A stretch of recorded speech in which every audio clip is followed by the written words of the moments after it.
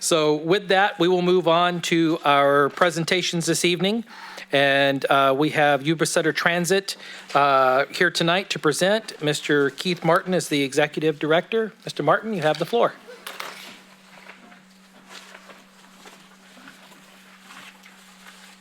Mayor, members of council, my name is Keith Martin, as said, Executive Director for the Yuba City Transit Authority. Is this on?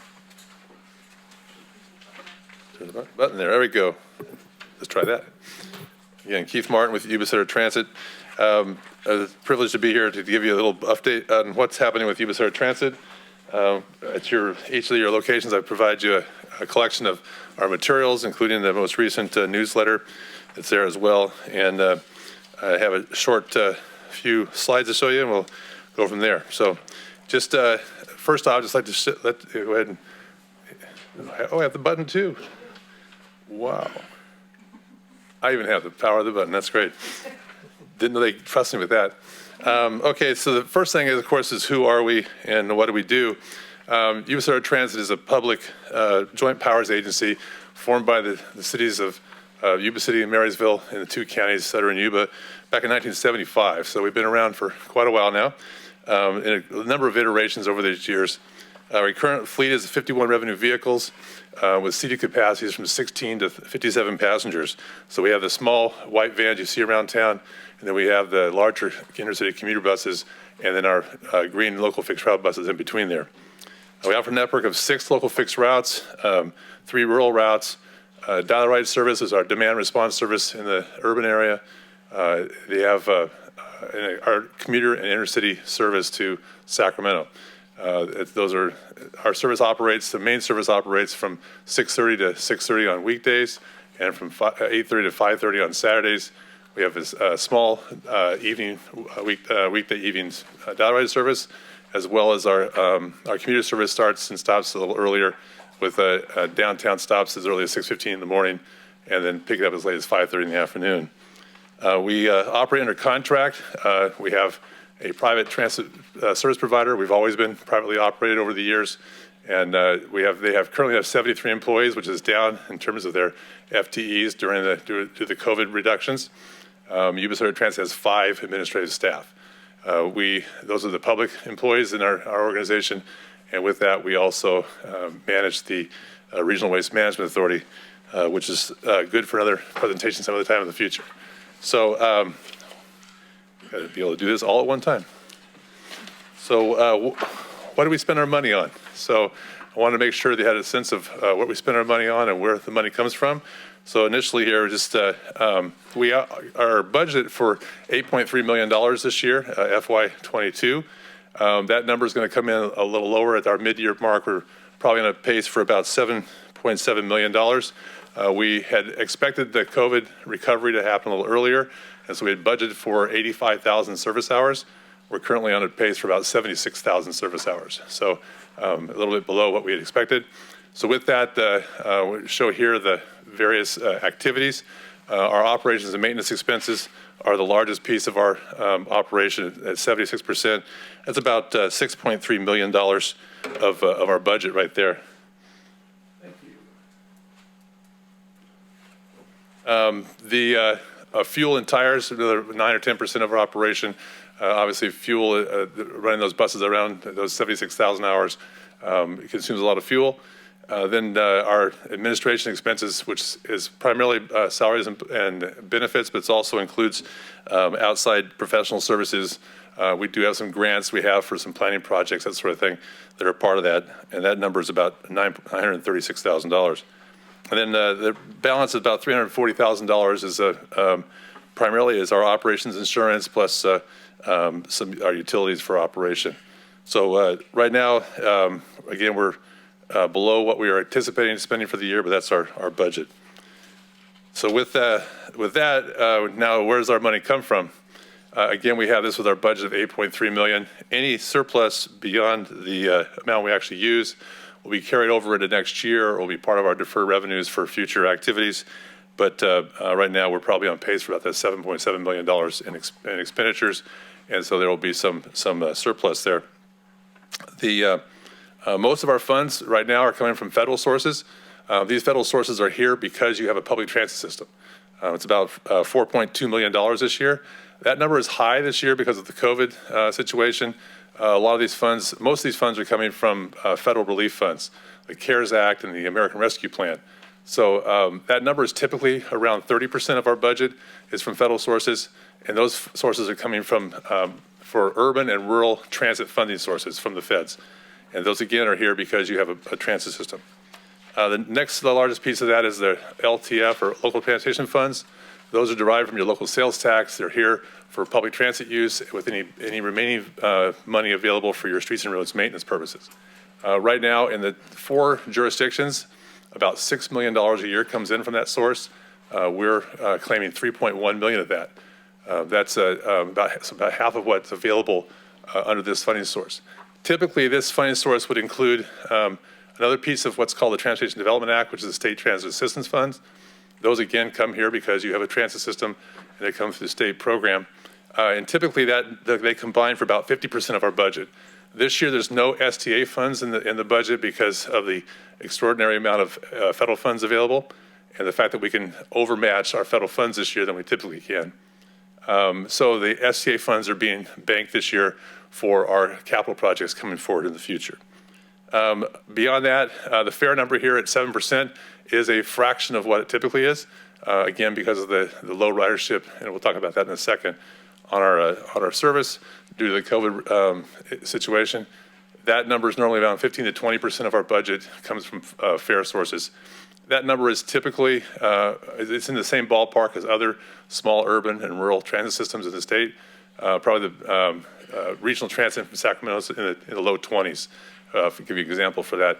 In a good year, of course, they're in the same boat we are right now as far as ridership goes. Other revenue sources include state planning grants.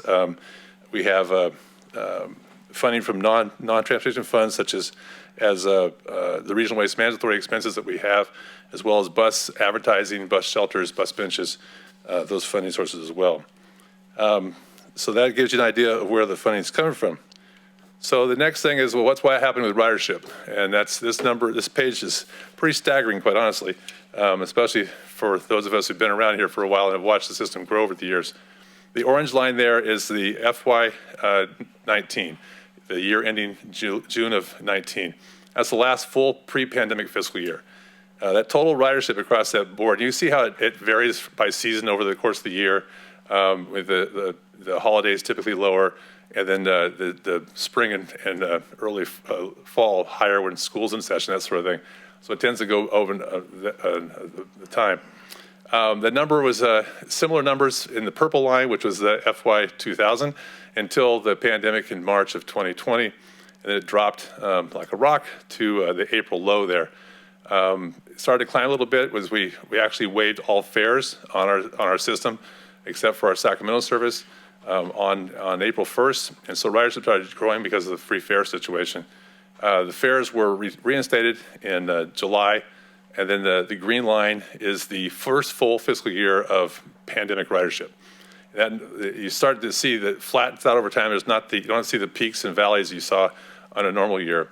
That was pretty flat over the course of that 12-month period. And the blue line at the beginning there is the FY22 to date through December. And you can see that the numbers are definitely higher than they were before. These numbers are actually pretty significantly higher. They're averaging probably around 25 to 30% higher month over month. But when your ridership starts so low, 25, 30% is still a long ways away from where you want to be.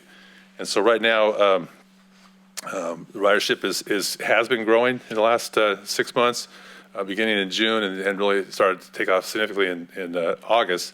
But we still have a long ways to go to get back to approaching the pre-pandemic ridership levels. So some of the issues we're dealing with here right now, COVID-19 recovery, of course, we're on pace to carry about 50% of our pre-pandemic ridership.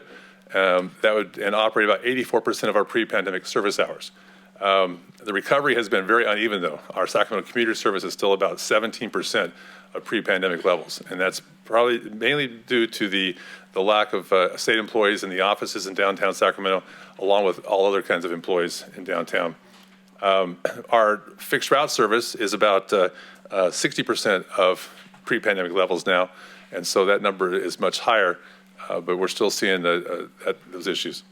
Facility replacement, which has been talked about a lot recently, is required due to the Caltrans project on Highway 70 B Street in front of our facility that may result in our facility being taken as part of the state project.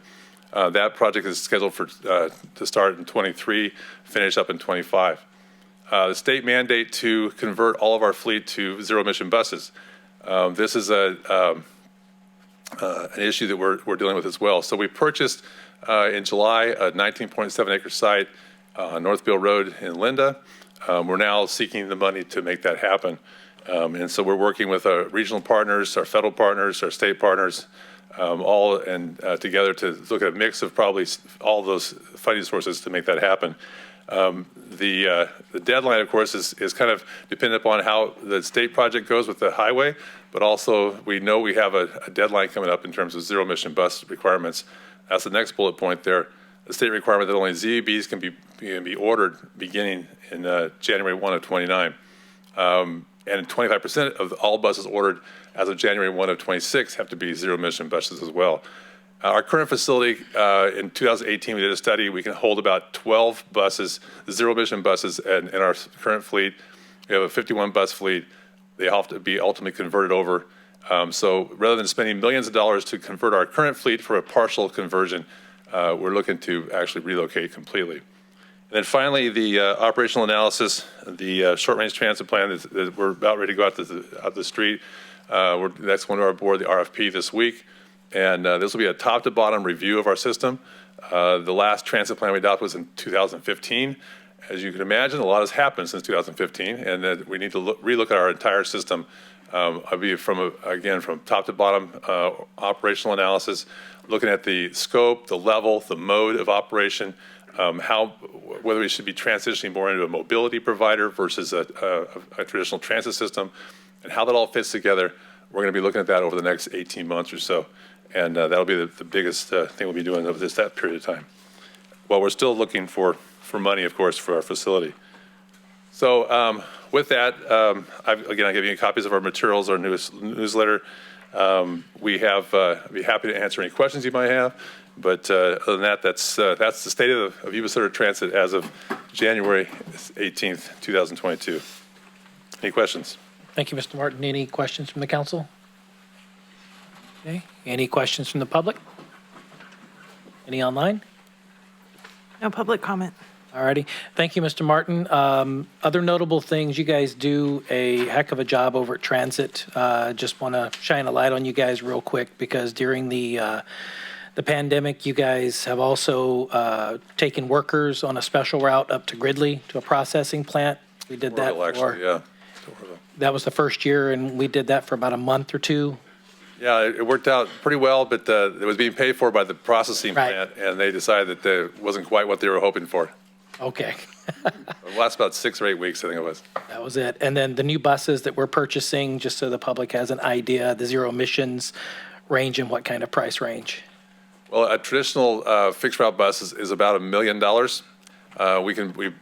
They're under 500,000, the ones we have on the street now. And the commuter buses are about 1.2 million, and they're about 600,000 right now. So about double the price.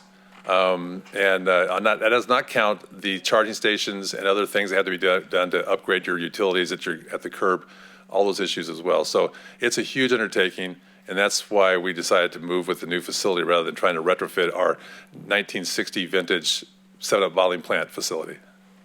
All right. Well, thank you for being here tonight, Mr. Martin. Thank you very much for the opportunity. All right.